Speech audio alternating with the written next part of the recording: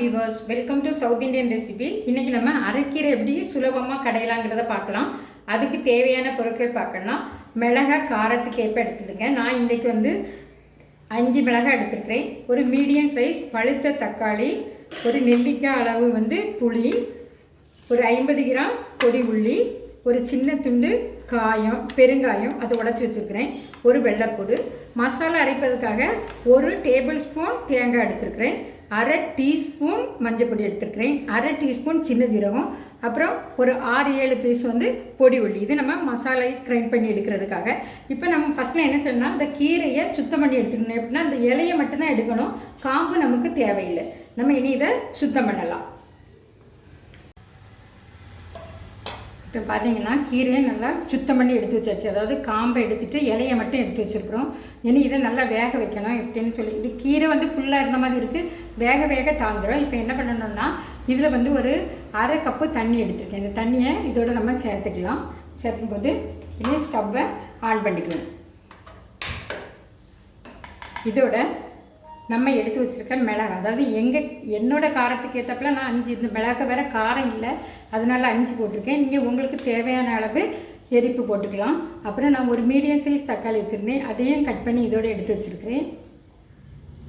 இந்த மாதிரி வெள்ளைப்பூண்டு, ஒரு சின்ன வெள்ளைப்பூண்டு எடுத்து வச்சுருந்தேன், அந்த வெள்ளைப்பூண்டு, ஒரு சின்ன துண்டு பெருங்காயம், இந்த பெருங்காயத்தை உடச்சி வச்சுருக்கிறேன், அதையும் இதோட போட்டுக்கலாம். அப்புறம் நம்ம எடுத்து வச்சுருந்த உள்ளி, பொடி வெங்காயம், இதையும் இதோட ஆட் பண்ணிக்கலாம்.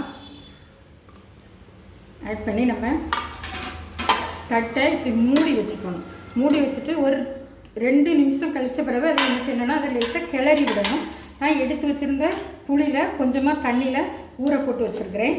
இது வேகட்டும். அதுக்கு முன்னால் நம்ம என்ன பண்ணணும்னா, மிக்ஸி ஜாரில் மஞ்சப்பொடி, சின்ன ஜீரகம், உள்ளி, தேங்காய், இதை நம்ம வந்து குறகுறப்பாக அரைச்சி வச்சுக்கிடுவோம்.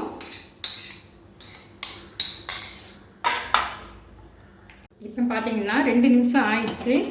பாருங்கள் கீரை எவ்வளவு கீரை இறங்கிடுச்சின்னு சொல்லி. நம்ம இனியும் லைட்டாக இதை கிண்டி விடணும். ஆனால் எல்லா கீரையும் நம்ம இதோட மிக்ஸ் ஆகும்.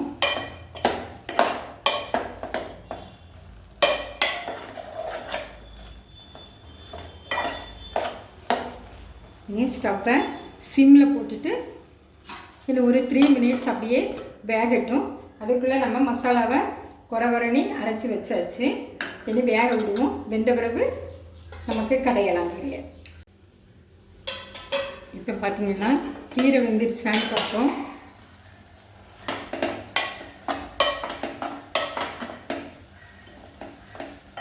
கீரை நல்லாவே வெந்துருச்சு. இன்னும் என்ன பண்ணணும்னா, இப்போ நம்ம வந்து குறகுறப்பாக அரைச்சி வச்சுருக்க மசாலையை இதோட போட்டுடலாம். இதோட நம்ம புளி கரைச்சி வச்சுருக்கணும். அந்த புளியை நல்லா ஃபில்ட் பண்ணிவிட்டு அந்த புளி கரைசலையும் இதோட ஆட் பண்ணிக்கலாம். இனி நம்ம தேவையான அளவு உப்பு, நமக்கு எவ்வளவு தேவையோ தேவைக்கேற்ப நம்ம உப்பை இதோட ஆட் பண்ணிக்கலாம். இனி இதில் எக்ஸ்ட்ரா தண்ணி எதுவுமே விடக்கூடாது. இந்த மசாலா லைட்டாக ஒரு நிமிஷம், அதுக்கு மேலே நம்ம அடுப்பில் அதை போட்டிருந்தோம் அப்படின்னா அது ஒரு மாதிரி கீரை கடுத்து போயிடும். ஸோ இந்த மசாலா தேங்காய் மட்டும் லைட்டாக வேக முடிய இப்படி வச்சுட்டு நம்ம ஸ்டவ்வை ஆஃப் பண்ணிவிட்டு என்ன பண்ணலான்னா, ஆற வச்சு மிக்சியில் நம்ம அரைச்சி. இப்போ பார்த்திங்கன்னா கீரையை நம்ம மிக்சியில் கடைஞ்சி வச்சுருக்குறோம், மிக்சியில் அரைச்சி வச்சுருக்குறோம்.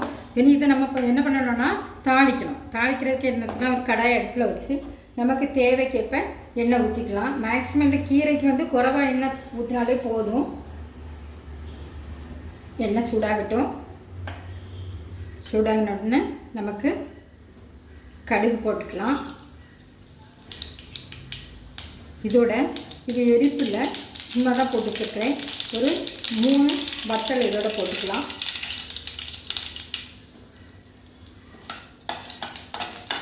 நம்ம கருவேப்பிலையை போட்டு ஸ்டவ்வை ஆஃப் பண்ணிக்கலாம். இப்போ நம்ம இதை தாளித்து கீரையோட கொட்டிக்கலாம். பாருங்கள், அருமையான கீரை கடைசல் ரெடி ஆயிடுச்சு. இது குழந்தைகள் முதற்கொண்டு பெரிய ஆட்களுக்கு வரைக்கும் நம்ம கொடுக்கலாம். குழந்தைகளுக்கு கொடுக்கும்போது நம்ம வந்து கொஞ்சமாக எரிப்பை கம்மி பண்ணிக்கலாம். இது ஏற்கனவே நல்ல உடம்புக்கு நல்லது. வயிறு புண்ணு நல்ல சத்துக்கள் இதில் அதிகமாகவே இருக்குது. டாக்டர்ஸ் கிட்ட போனால் கூட சொல்லுவாங்க கீரை அதிகமாக சாப்பிடுங்க அப்படின்னு தான் சொல்லுவாங்க. ஸோ இது செய்கிறதுக்கும் ஈஸியாக இருக்கும். நீங்கள் வீடுகளில் இதை செய்து பாருங்கள். லைக் பண்ணுங்கள், ஷேர் பண்ணுங்கள், மறக்காமல் சப்ஸ்கிரைப் பண்ணுங்கள். தேங்க்யூ ஃபார் வாட்சிங் மை வீடியோஸ்.